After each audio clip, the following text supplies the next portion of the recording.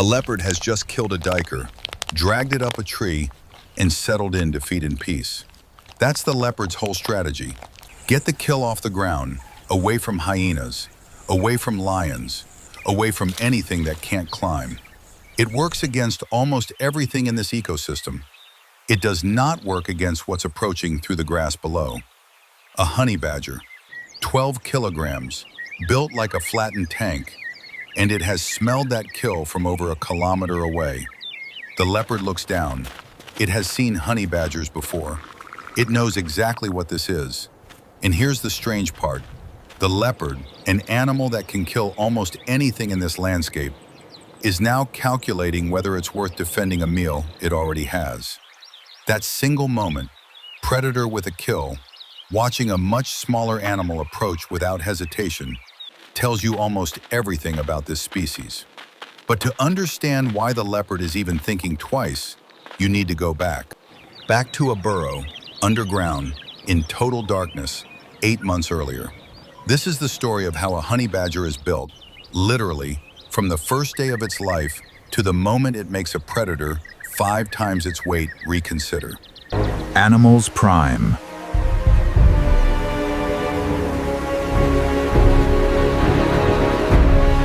In a den dug 2 meters into hard red soil, a single cub is born. Honey badgers usually have just 1 or 2 cubs per litter, a small number for a mammal this size, and a decision the species can't really afford to get wrong. The cub is blind, hairless in patches, completely dependent. It weighs about 200 grams, roughly the size of a small mango. For the first 10 weeks, it will not leave this burrow once. Not once. No daylight, no open air, nothing. The mother is alone. Honey badgers don't form pairs, don't live in groups, don't get help raising young. Every decision about this cub's survival is hers alone to make. She leaves to hunt almost every night, sometimes covering 25 to 40 kilometers before returning. For an animal this size, that's an extraordinary range, and she's doing it while nursing, while defending a fixed den location, while a cub that can't move sits underground waiting. This is the most dangerous period of a honey badger's entire life. And it isn't a leopard or a snake that causes most of it. It's the den itself. A fixed den means a fixed location. Predators that find it once can return. So the mother does something most burrowing animals don't bother with. She moves dens. Repeatedly. Carrying a blind, helpless cub from one burrow to another every few weeks, trading the risk of movement for the risk of staying still too long. At around 8 weeks, the cub's eyes open. What it sees first is darkness, then the silhouette of its mother, then, for the first time, a sliver of daylight at the den entrance. It does not walk out confidently. It stumbles, falls, tries again. This is where something becomes visible that will define this animal for the rest of its life. Even at 8 weeks old, even before it can walk properly, the cub does not flinch from contact. When it bumps into the den wall, when it trips over its mother's leg, there's no startled retreat. It just keeps moving forward. Most predator species teach caution first and confidence later. The honey badger seems to run the order in reverse. By 10 weeks, the cub is following its mother on short trips outside the den. Here is where its biology starts to reveal itself. Not through behavior yet, but through physical structure. Look at the skin. Even on a cub this young, it's loose, noticeably loose, like it's a half size too big for the body underneath. That looseness isn't a developmental accident. It's the entire defensive system of this species, and it starts forming before birth. The mother demonstrates digging. The cub watches, then attempts it, clumsily, throwing dirt in every direction, accomplishing almost nothing. She doesn't intervene to correct it. She just keeps digging beside it. This is how a honey badger learns almost everything. Not through correction, but through repetition next to a model that already knows how. At 12 weeks, the cub encounters its first scorpion. This should be a moment of disaster. Scorpion venom is genuinely dangerous, and a young, inexperienced animal investigating one for the first time is a recipe for a serious sting. It gets stung. On the front paw, it yelps, shakes the paw violently, and, within about a minute, goes right back to the same scorpion. This time it's more careful. It pins the scorpion's tail down with one paw before going for the body. Nobody taught it that sequence in a deliberate lesson. It learned it from one bad experience in under 60 seconds and adjusted permanently. That kind of rapid behavioral correction is part of why researchers who study honey badger cognition compare their problem-solving flexibility to primates and corvids. Ravens, crows, animals generally considered the most cognitively flexible non-human species on Earth. It shows up again a few weeks later in captivity studies that have nothing to do with scorpions at all. Honey badgers placed in enclosures with deliberately difficult barriers have been documented stacking rocks, dragging logs into position, and using them as steps to reach over walls that should have contained them. Not by accident. By trying one approach, watching it fail, and adjusting the next attempt. The same loop that worked on the scorpion applied to an entirely different kind of problem. At 4 months, the cub is now covered in its adult coat pattern. The pale gray-white mantle across the back, the solid black underneath. The coloring isn't camouflage, it's closer to a warning label. A visual signal that, across this landscape, predators have learned to take seriously even before they understand why. It's also at 4 months that the skin starts showing what it's actually for. A territorial dispute, a sibling tussle, even rough play with the mother, and over, the same thing happens. Something grabs the cub by the loose skin at the neck or shoulder, and instead of being pinned, the cub's body rotates freely inside that skin. The grip holds the skin. The animal underneath simply isn't there anymore. It's already turned, already facing the thing that grabbed it. This is not present in most mammals this size. The skin is usually tight enough that a solid grip is a solid grip. Here, the skin and the body operate almost independently of each other. At 5 months, weaning is mostly complete, and the mother starts bringing back live prey instead of food. But before the snakes, there's the bees. On a warm afternoon, the mother leads the cub toward a wild beehive built into the hollow of a dead acacia. The hive is already loud. Thousands of African bees, among the most defensive bee populations on the continent, swarming the entrance. Most animals on this landscape know to stay away from that sound. The cub doesn't have that instinct yet, and watching its mother, it's clear the instinct isn't coming. She walks straight into the swarm, tears open the hive wall with her claws. Bees cover her face, her ears, the inside of her nose, and she keeps working, methodically pulling out wax and larvae while getting stung dozens of times in the process. The cub, stung twice on the nose within the first 10 seconds, yelps and backs off. Then, watching the mother continue without any visible reaction, it goes back in. This is the moment that's hardest to explain through any single adaptation. The skin resists a lot, but bee stings get through loose skin just as easily as tight skin. What seems to matter more is the same elevated pain tolerance already showing up in the scorpion encounters. A nervous system that registers a damage, but doesn't escalate it into the kind of overwhelming signal that forces most animals to retreat. It isn't painless. The cub's reactions make that clear. It's just survivable in a way that changes the entire calculation of what's worth pursuing. A few weeks later, the prey escalates. A rat, then a lizard. Then, for the first time, something that bites back. A juvenile rinkhals, a spitting cobra relative, venomous, but young and slow. The mother kills it in front of the cub. Efficient, fast, no hesitation. The cub watches the whole sequence, then mimics it on the next snake she brings back, getting it almost right on the first attempt.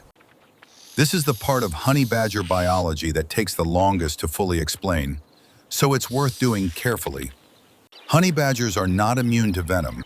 That claim gets exaggerated constantly, and it isn't accurate. What they actually have is documented, measurable resistance to certain neurotoxic venoms. particularly the kind found in cobras and mambas. The mechanism comes down to a modified receptor at the neuromuscular junction, a nicotinic acetylcholine receptor that's been physically altered in a way that prevents many snake neurotoxins from binding to it as effectively. The same kind of adaptation shows up in mongooses. It doesn't block the venom completely. A honey badger that takes a serious envenomation will still go down.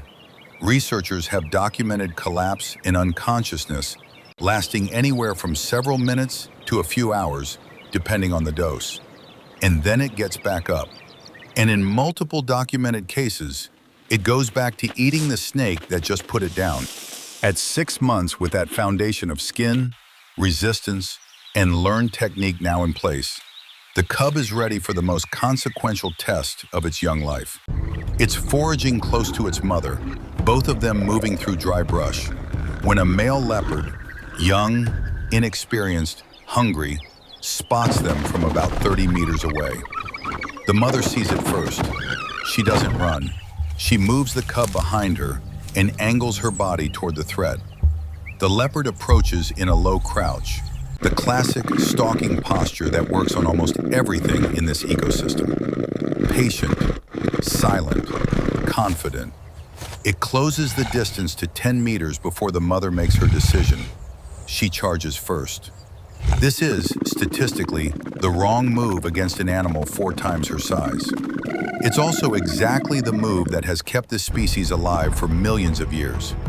The leopard, expecting prey behavior, freeze, then flee, gets a fast, low, growling animal coming directly at it instead. It hesitates. That hesitation costs it half a second, and half a second is enough for the mother to close the gap completely. She gets a bite onto the leopard's foreleg. The leopard swats, connects, and sends her tumbling, but the bite already landed, and leopards remember bites that land. Now it's a real fight. The leopard has the physical advantage in almost every measurable way: size, speed, claw length, bite force. What it doesn't have is an opponent that responds to pain the way prey is supposed to. There's a moment, about 20 seconds in, where the leopard's claws rake across the mother's back and shoulder. A hit that, on almost any other animal this size, would end the fight on the spot. The skin there is thick, close to 8 millimeters in places, reinforced with dense, wiry bristles layered over it. The claws find resistance instead of an easy tear. It isn't a clean kill strike. It's closer to clawing at a stiff leather mat with something alive moving underneath. Every swipe that should end this encounter doesn't end it. The mother keeps coming back into range. At one point, the leopard gets a grip on her shoulder, exactly the kind of hold that should be decisive, and her skin simply rotates around the bite, and she twists back into position to bite the leopard's jaw.